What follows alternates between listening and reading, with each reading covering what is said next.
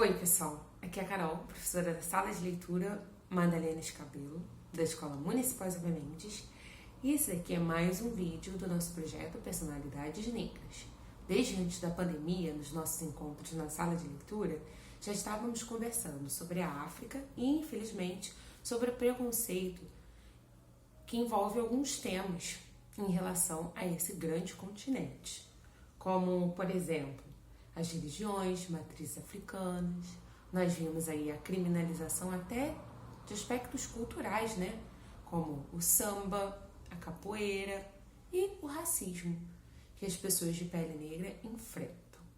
Ah, mas racismo é coisa do passado, não existe mais racismo, será mesmo? E é por isso que antes de começar a leitura do novo livro, eu não podia deixar de comentar, né, os últimos acontecimentos, tristes acontecimentos que vimos aqui no nosso país. Bom, tivemos o falecimento do menino João Pedro, né, que estava em casa brincando, mas também a morte, assim, de pequenos sonhos, né, que acontecem diariamente. Vocês devem ter ouvido falar do caso de racismo da menina Fatum, que é uma estudante de uma escola particular de Laranjeiras e que vinha sendo atacada, né, por outros adolescentes em grupos de WhatsApp, nos corredores da escola. E eu não sei se vocês ouviram falar também do caso do menino Adriel.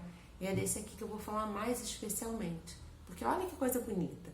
Ele é um menino de 12 anos que tem um canal no Instagram e no Facebook sobre leitura. Ele grava vídeos falando sobre seus autores favoritos, os livros que ele mais gosta, lendo trechos de algumas obras. Olha que coisa bacana. Ele não está atrapalhando a vida de ninguém, muito pelo contrário. Está estimulando que outros jovens, outras crianças entrem no mundo dos livros. E mesmo assim, ele é atacado na sua página, chamado de macaco, de burro, de nojento. Olha que coisa terrível. Mas, em sua homenagem, e em homenagem aos outros dois jovens, né, as outras duas crianças que eu já citei aqui, eu vou ler um belíssimo poema que foi escrito pela Kilsane de Oliveira, que é uma escritora negra maravilhosa. E esse poema, que se chama Brecha, foi escrito bem recentemente, justamente por causa da morte do João Pedro. E aí ele fala assim: não posso ver uma brecha que me estico toda. Nela, corpos pretos instintivamente se alastram. Na contramão de tudo e de todos, como mato, insisto, me materializo e desintegro se for preciso. Persisto. Apesar das pisadas de suas botas, subsisto.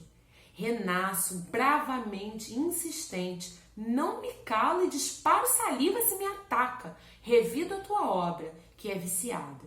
Esperneio ferozmente se me dá tapa. Na tua fuça cuspo, se como bola preta me encaçapa.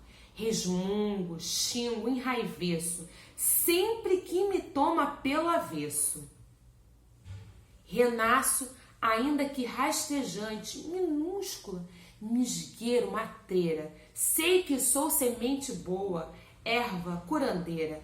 Trepo e me multiplico, alviçareira. Sou vida, sou vida, sou vida. E em todas as brechas recrio-me, multiplico-me, fertilizo-me e reencanto-me.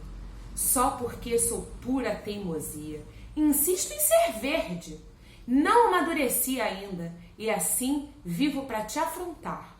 Mesmo que eu morra a cada segundo muito mais do que viva, impossível não lutar pelas pretas vidas que somos, hiatos humanos que nas brechas brotamos, pois nos importamos.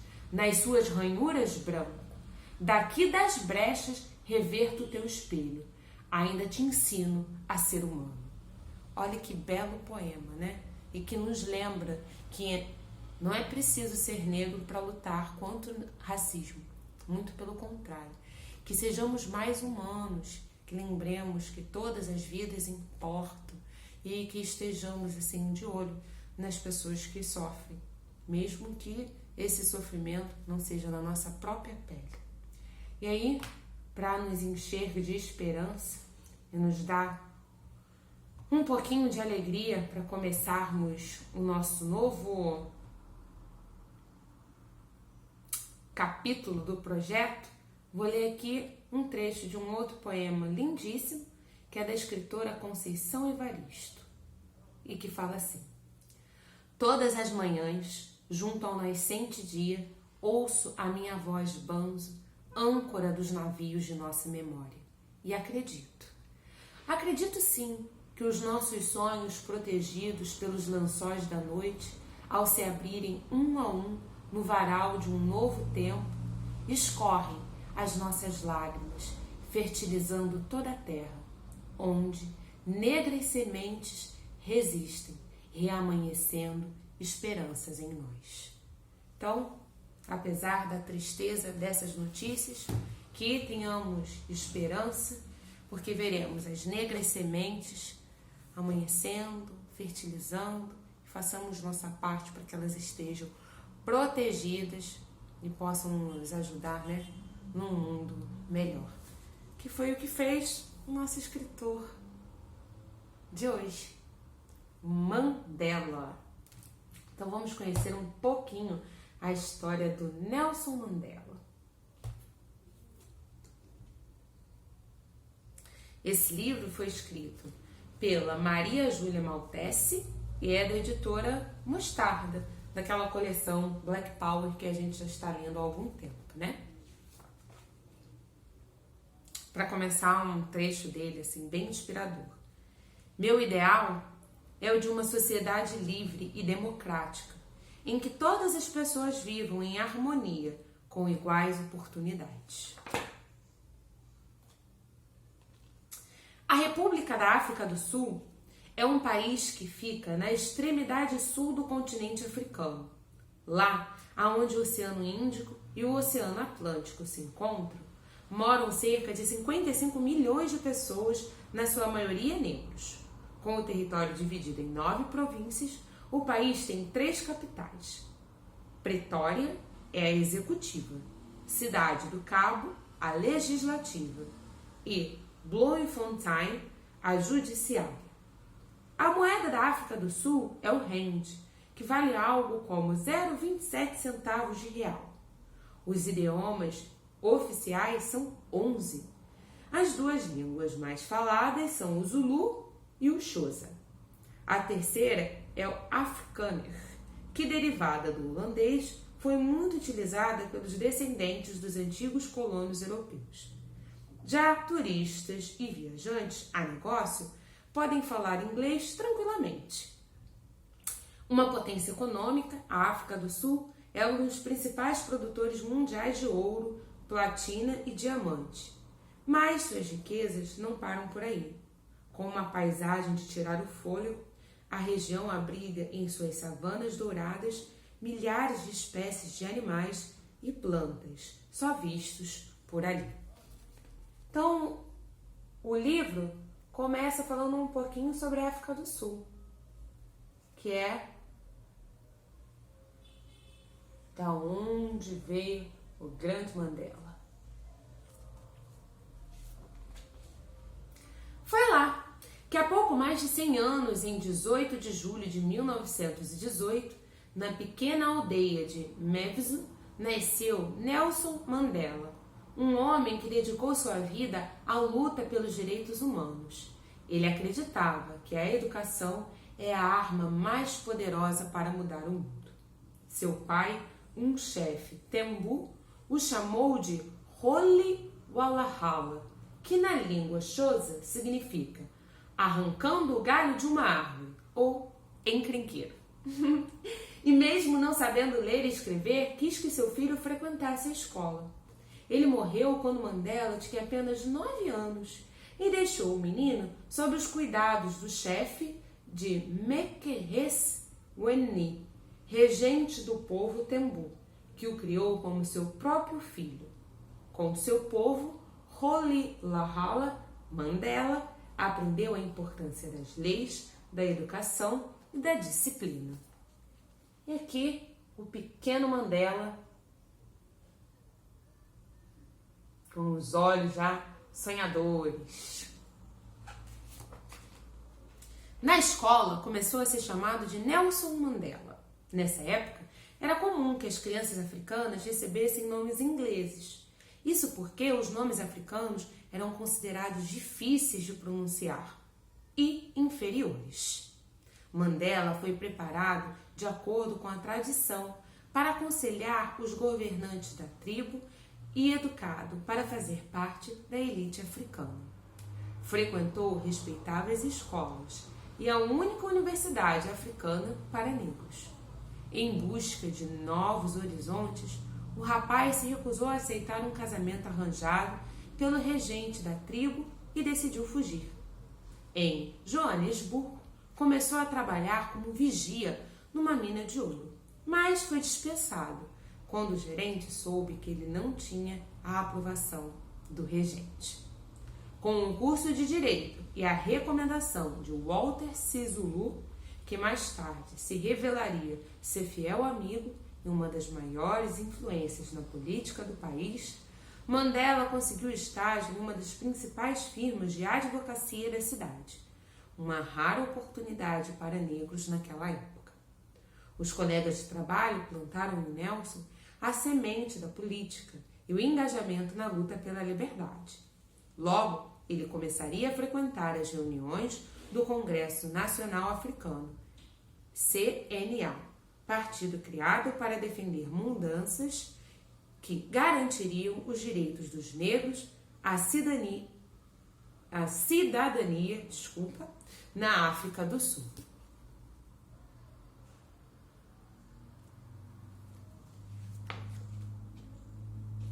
No século XVII, os holandeses da Companhia das Índias chegaram à região instituindo a escravidão e o tráfico de pessoas para a Europa. Os descendentes dos primeiros colonos eram chamados africaneiros. Mas foi no século XIX que a dominação e exploração do território foi intensificada pelos ingleses. Os britânicos possuíam superioridade militar e, com isso, mantinham um controle da colônia africana.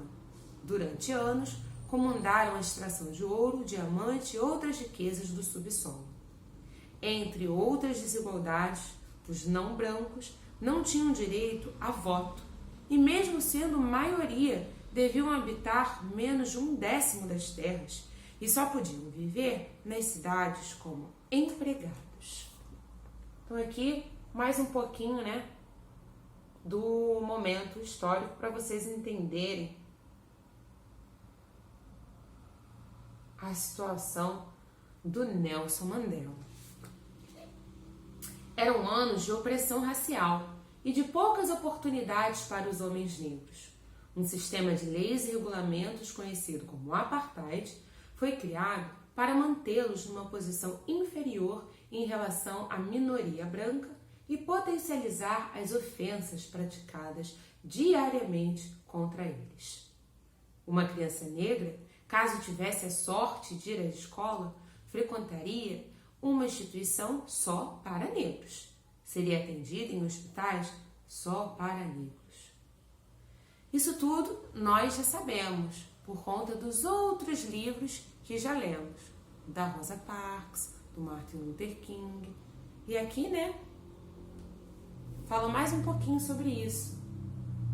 Que não havia casamentos entre brancos e negros, que era necessário autorização para circular nas cidades. Preocupados em renovar os ânimos e as ações do CNA, Nelson e seus amigos, entre eles Oliver Tambo e Walter Sisulu, fundaram a Liga da Juventude. Eles defendiam o nacionalismo africano e a implantação de um novo regime democrático, multirracial. Com o apoio do partido, o grupo iniciou uma campanha de ações para mobilizar o apoio das massas. Eram greves, boicotes, comícios de protesto e outras formas de desobediência civil e resistência pacífica.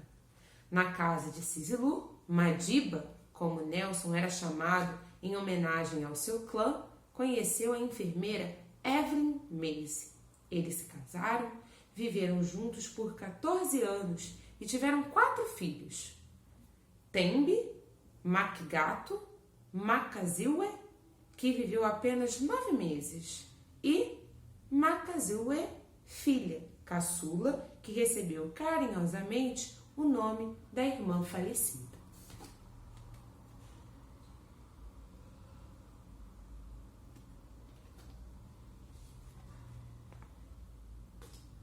Em 1950, o governo criou a Lei de Repressão ao Comunismo, que tornava ilegal qualquer manifestação contra o Estado e toda organização ou indivíduo que se opusesse às suas políticas.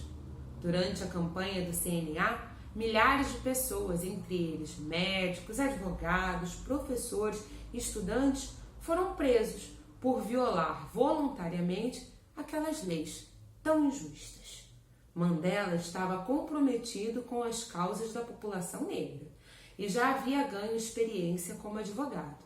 Assim, em 1952, ele e Oliver Tambo abriram o primeiro escritório de advogados negros da África do Sul. Todos os dias recebiam uma multidão de pessoas negras em busca de ajuda. E mesmo sendo advogados competentes e reconhecidos, esbarravam com o preconceito no tribunal. Então, começaram a defender as pessoas que eram presas, por conta das leis injustas. Anos mais tarde, Nelson conheceria Winnie, sua segunda esposa, e a primeira mulher negra assistente social a trabalhar no hospital da cidade. Corajosa e obstinada, Winnie logo começou a acompanhar Mandela em reuniões e discussões políticas. Os dois se casaram em Bizana, terra ancestral de Winnie, e tiveram 2 filhas, Zenani e Zindize. Então, vamos parando por aqui, que a história do Nelson é muito bonita e grande, e o vídeo já está bem comprido, 17 minutos já é muita coisa. Nos vemos semana que vem. Mas, para terminar, queria chamar a atenção de vocês por uma coisa. Quando ele entrou na escola, ele recebeu um nome em inglês, porque os nomes africanos eram considerados difíceis e também eram discriminados, feios. Mas olha que bacana, todos os seus filhos, ele nomeou com nomes africanos. Fez questão de casar na terra de onde suas esposas eram. Ele honrava essa ancestralidade nos mínimos detalhes. E aí? Nos vemos semana que vem? Vamos saber um pouquinho mais do Nelson Mandela? Beijos pra vocês. Cuidem-se. Fiquem em casa o máximo que vocês puderem. Beijos e tchau.